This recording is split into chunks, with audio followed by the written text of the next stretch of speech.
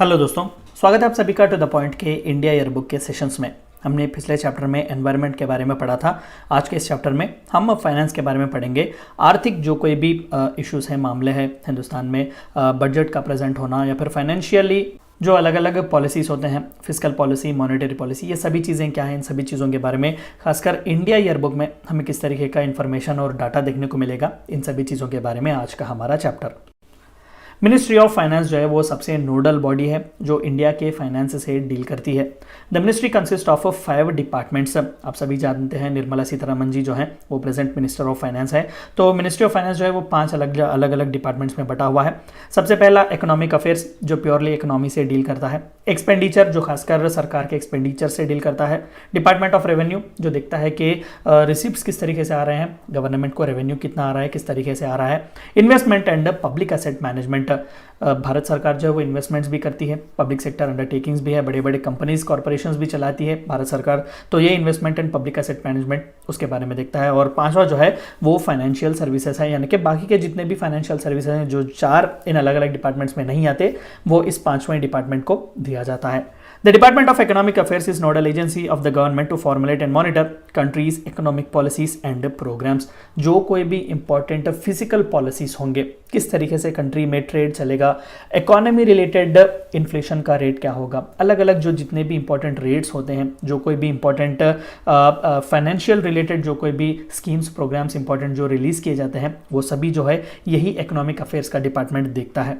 It is also interested with preparation and presentation of union budget. जो हर साल फरवरी या मार्च के महीने में हम यूनियन बजट जो देखते हैं, जिसे एनुअल फाइनेंशियल स्टेटमेंट्स कहते हैं, यानी कि जो सरकार के इनकम और एक्सपेंडिचर के बारे में हमें एक ओवरव्यू देता है, वो भी यही department of economic affairs provide करता है, जो कि मिनिस्ट्री ऑफ फाइनेंस के अंडर काम करता है।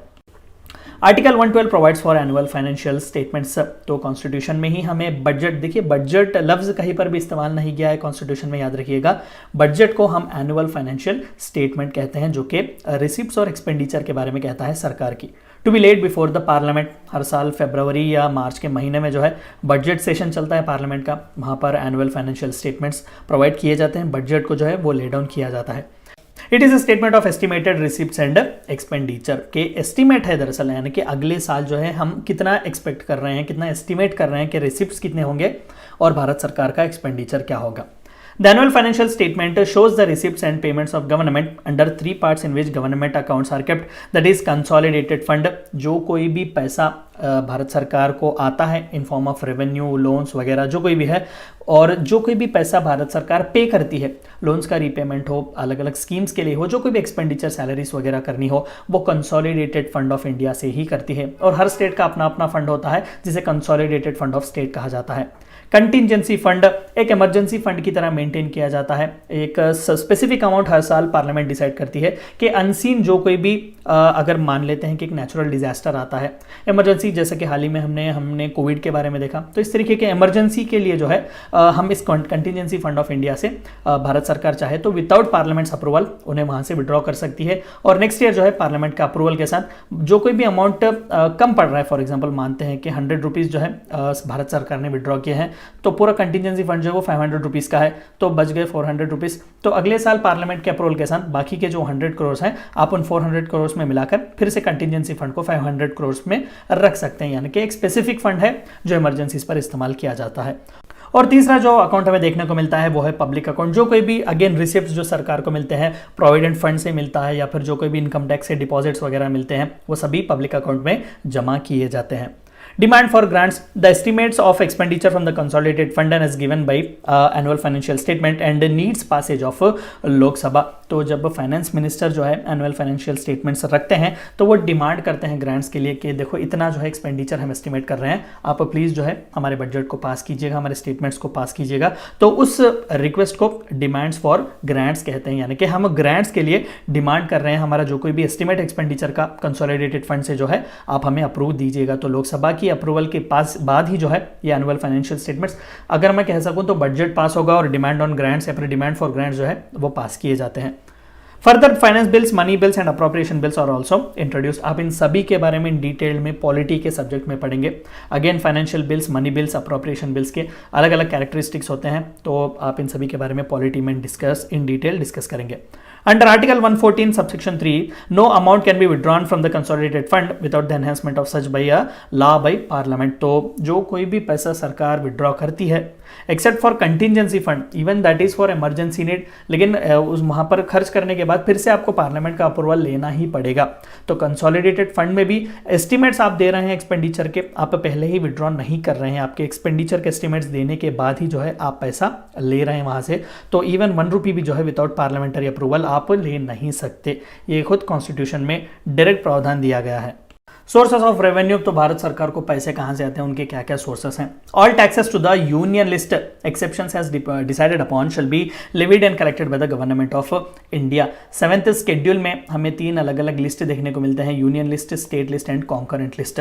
यहाँ पर अलग अलग सब्जेक्ट्स हमें दिए गए हैं, तो उन सब्जेक्ट्स पर जो कोई भी टैक्सेस लगते हैं, खासकर यूनियन लिस्ट में जो कोई भी है वो एक्सक्लूसिवली यूनियन गवर्नमेंट यानी कि भारत सरकार ही उन पर टैक्स वगैरह करती है।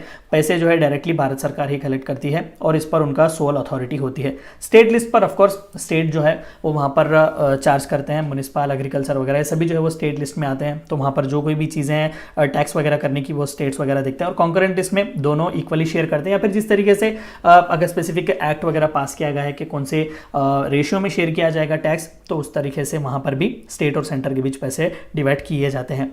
This amount shall be distributed between the union and the states in such a manner as prescribed by president on the recommendation of the finance commission। हर 5 साल में एक बार हमें फाइनेंस कमीशन देखने को मिलता है, तो फाइनेंस कमीशन जिस तरीके से ये तमाम जितने भी प्रोसीड्स हैं जो कोई भी भारत सरकार या टैक्सेशन के तरफ से हमसे ले रहा है, वो स्टेट्स के बीच, यूनियन टेरिटरीज के बीच कौन से रेशियो में डिवाइड किया जाएगा, डिस्ट्रीब्यूट किया जाएगा, ये सभी जो है फाइनेंस कमीशन रेकमेंड करता है और प्रेसिडेंट जो है वो भारत सरकार को रेकमेंड करते हैं। The public debt of India is classified into 3 categories of union government liabilities into internal debt, external debt and other liabilities। Bharat सरकार के जो कोई भी डेट्स हैं जो रीपेमेंट करने के लिए उन पर लोन्स वगैरह लिए गए हैं, उन्हें 3 अलग अलग कैटेगरीज में करते हैं। सबसे पहला तो इंटरनल डेट यानी कि जो पब्लिक से अलग अलग ट्रेजरी बिल्स वगैरह इशू करके लिए गए हैं। एक्सटर्नल डेट्स जो कि दूसरे कंट्रीज से या फिर जो इंटरनेशनल फाइनेंशियल ऑर्गेनाइजेशंस होते हैं, IMF, वर्ल्ड बैंक, उनसे लिए हुए। एंड अदर लाइबिलिटीज, बाकी की कोई भी आप किसी भी प्राइवेट फर्म वगैरह से भी ले सकते हैं। ऐसे कई आपको फाइनेंशियल बैंक्स वगैरह मिलेंगे जो कि भारत सरकार को भी लेंड करते हैं, तो इस तरीके से पब्लिक डेट को भी जो है बहुत अच्छी तरीके से क्लासिफाई किया गया है। The reserve bank manages the public debt of central and state governments. तो रिजर्व बैंक ऑफ इंडिया जो है वो सेंट्रल बैंक भी माना जाता है, तो सेंट्रल गवर्नमेंट और स्टेट गवर्नमेंट्स के जितने भी पब्लिक डेट्स हैं वो सभी रिजर्व बैंक ही मैनेज करता है। Direct benefit transfer is a major reform initiative launched by government of India in 2013। जो आधार आप देखते हैं वो दरअसल डायरेक्ट बेनिफिट ट्रांसफर स्कीम के लिए ही बनाया गया है, यानी कि डायरेक्टली जो कोई भी बेनिफिशियरी है उसके खाते में ही पैसा जाता है। मिडिलमैन जो खासकर जो सरकारी अफसर होते हैं, सरकारी नौकर होते हैं, वो करप्शन ना करे, पैसा जो है टारगेटेड बेनिफिशियरी के हाथ जाए और पूरा जाए, इसीलिए डायरेक्ट बेनिफिट ट्रांसफर की स्कीम इंट्रोड्यूस की गई है। इंटरनेशनल फाइनेंशियल कोऑपरेशन, तो हिंदुस्तान जो है इंटरनेशनल फाइनेंशियल सिस्टम का भी एक हिस्सा है, जाहिर सी बात है, तो इंटरनेशनल फाइनेंशियल कोऑपरेशन की भी बात करते हैं। The G20 was formed in 1999 as a forum of finance ministers and central bank governors.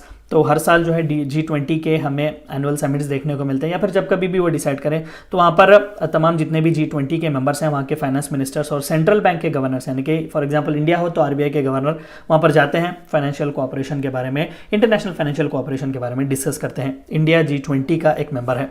The BRICS nation, ये एक फॉर्मल समिट है या फिर एक फॉर्मल अग्रीमेंट है या फिर एक अंडरस्टैंडिंग है या फिर रीजनल एसोसिएशन भी कह लें, जो खासकर 5 अलग अलग कंट्रीज के बीच है, जैसा कि Brazil, Russia, India, China and south Africa.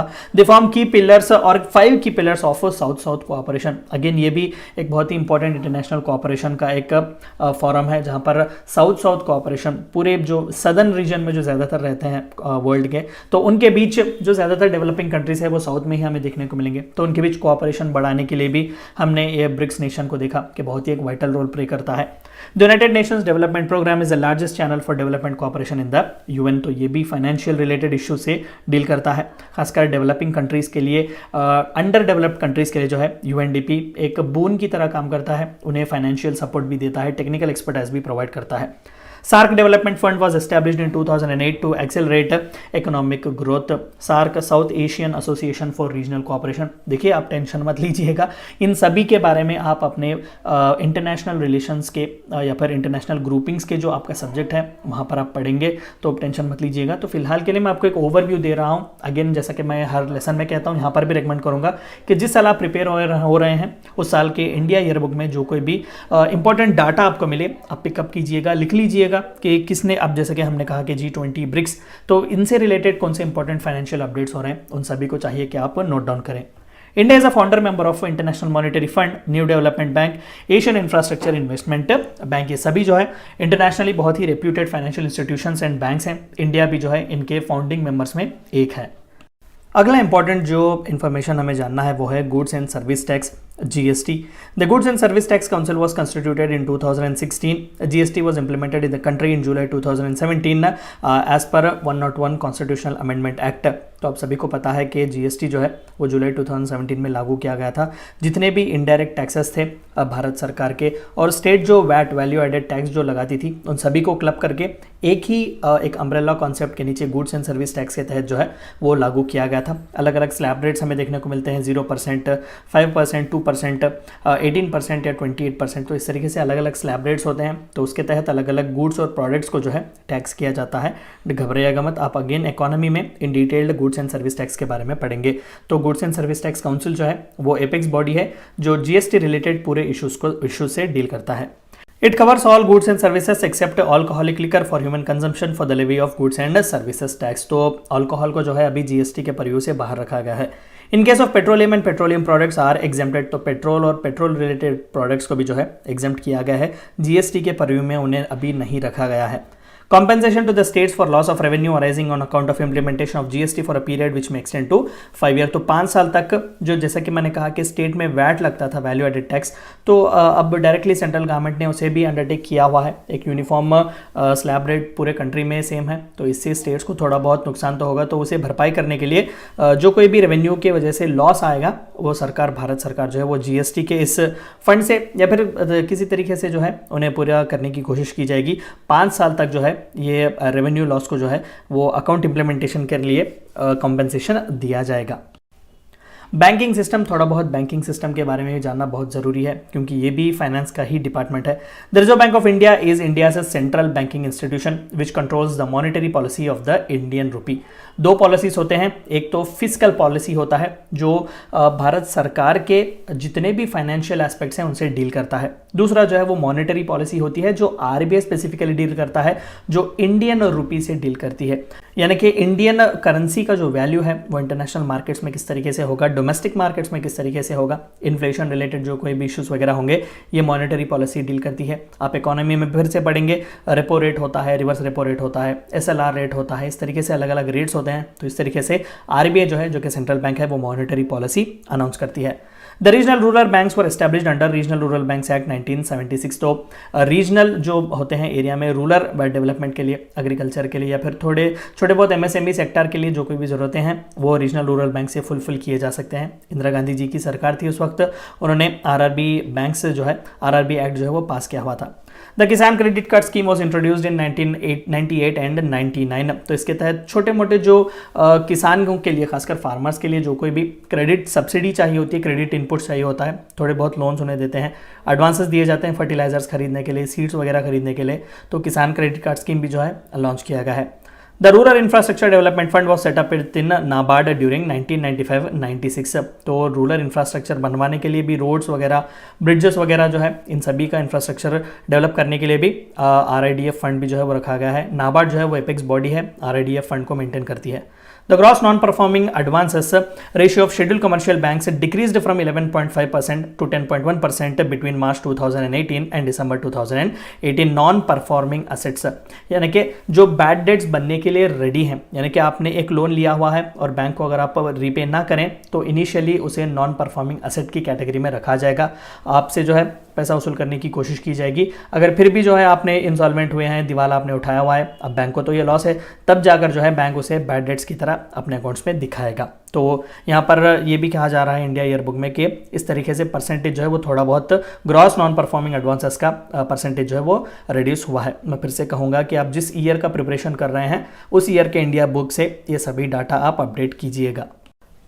Insurance sector, insurance भी फाइनेंस का ही एक हिस्सा है। तो life insurance corporation was established bye an act of parliament called the life insurance corporation of India act 1956। Insurance related जो कोई भी issues है वो LIC देखता है।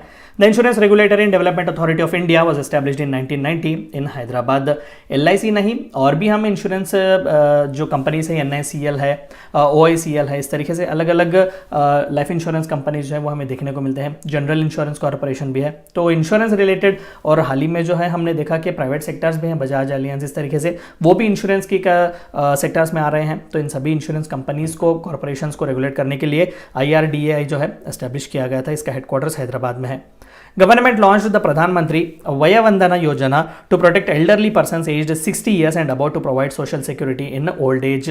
तो खासकर आपके ओल्ड एज के लिए अगर आप कुछ बचाना चाहते हैं और खासकर 60 ईयर्स के अबव हैं तो आपको चाहिए कि पेंशन की ज़रूरत हो, तो आपके उस पेंशन के रिलेटेड इंश्योरेंस स्कीम भी जो है गवर्नमेंट ने लॉन्च किए हुए हैं, प्रधानमंत्री वय वंदना योजना। अंडर आम Aadmi Bima Yojana administered through LIC, below poverty line people and marginally above poverty line citizens are targeted. यानी कि लाइफ इंश्योरेंस रिलेटेड भी जो है सरकार डायरेक्टली आपको इस स्कीम के तहत बिलो पॉवर्टी लाइन और जो मार्जिनली अबव पॉवर्टी लाइन है उन्हें टारगेट करती है। आपको भी इंश्योरेंस पेनिट्रेशन का एक हिस्सा बनाती है, इंश्योरेंस के अम्ब्रेला में आपको भी जो है लाने की कोशिश करती है। सोशल सिक्योरिटी स्कीम्स, थोड़े बहुत इनके बारे में भी जानना बहुत जरूरी है।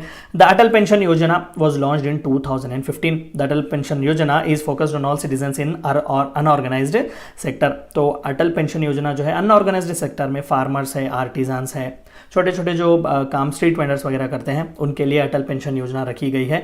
तो एक सर्टेन एज तक जो है चाहिए कि आप बैंक में कंट्रीब्यूट करें, तो आफ्टर 60 ईयर्स जो है या फिर एक स्पेसिफिक पीरियड के बाद जो है आपको पेंशन दिया जाएगा। अगेन ये सभी जो है आप अपने पॉलिटी का जो पेपर होता है GS2 का, वहाँ पर आप इन डिटेल इन सभी चीज़ों के बारे में पढ़ेंगे। द प्रधानमंत्री Suraksha Bima Yojana is a 1 year personal accident insurance scheme renewable from year to year offering coverage for death और disability due to an accident and is available to people in the age group of 18 to 70। तो accident से लेकर भी जो unnatural तरीके से death हो जाए या फिर किसी भी तरीके का डिसेबिलिटी आ जाए तो वहाँ पर भी थ्रू इंश्योरेंस आपको सपोर्ट दिया जाता है। प्रधानमंत्री सुरक्षा बीमा योजना सेंट्रल गवर्नमेंट ने लॉन्च किया हुआ है। प्रधानमंत्री जीवन ज्योति बीमा योजना is a 1 year life insurance scheme renewable annually offering coverage of 2 lakh for death due to any reason and is available to people in age group of 18 to 50 years having a bank account। तो ये भी जो है death से related यानी कि आपका life insurance related ही ये भी एक स्कीम लॉन्च की गई है। सोशल सिक्योरिटी स्कीम्स हैं क्योंकि आपकी ज़िंदगी को ये सिक्योरिटी प्रोवाइड करते हैं। और जब बात हम फाइनेंस की कर रहे हैं तो जाहिर सी बात है कि फाइनेंशियल इंक्लूजन बहुत ज़रूरी है, यानी कि वो तबका जो फाइनेंशियल सिस्टम का हिस्सा नहीं है, यानी कि बिलो पॉवर्टी लाइन जो पुअर पीपल हैं उन्हें भी इस फाइनेंशियल सिस्टम का, बैंकिंग सिस्टम का, ऑनलाइन बैंकिंग सिस्टम का एक हिस्सा बनाया जाए। इसीलिए प्रधानमंत्री जनधन योजना लॉन्च किया गया था। बहुत ही एक एम्बिशियस प्रोजेक्ट है। Universal access to banking facilities for all household across country through a bank branch और a fixed point business correspondents within a reasonable distance. हर किसी को बैंकिंग फैसिलिटी दी जाए, हर हाउस होल्ड को country में जो है, आप सभी जानते भी होंगे कि जीरो बैलेंस के अकाउंट्स भी खुलवा दिए गए थे, फ्री ATM कार्ड्स भी दिए गए थे, बस इसलिए कि सभी को जो है फाइनेंशियल इंक्लूजन में उन्हें उस कैटेगरी में लाया जाए। सभी को जो है एक अवेयरनेस लाया जाए कि डिजिटल ट्रांजैक्शंस किस तरीके से होता है, बैंक का इस्तेमाल किस तरीके से किया जाता है। ओवरड्राफ्ट की भी फैसिलिटी हमें दी गई थी वहाँ पर। To cover all households with at least one basic bank account with RuPay debit card having inbuilt accident insurance cover of ₹1 lakh। तो फाइनेंशियल इंक्लूजन के साथ साथ लाइफ इंश्योरेंस का भी वहाँ पर हमें एक प्रावधान दिया गया था कि 1 लाख तक का जो है इनबिल्ट एक्सीडेंट इंश्योरेंस कवरेज दिया गया था कि जो कोई भी जनधन योजना को ओपन करेंगे, उसे ऑपरेट करेंगे, अगर उनका एक्सीडेंट वगैरह होगा या फिर किसी भी तरीके का ज़रूरी जो मिशाप हो जाए उनकी ज़िंदगी में, तो 1 लाख तक का जो है उन्हें इंश्योरेंस प्रीमियम प्रोवाइड किया जाएगा। ये थी चंद बातें आपको जाननी थी फाइनेंस रिलेटेड, और खासकर इंडिया ईयरबुक में हमें किस तरीके का इन्फॉर्मेशन देखने को मिलेगा। Thank you for watching my video.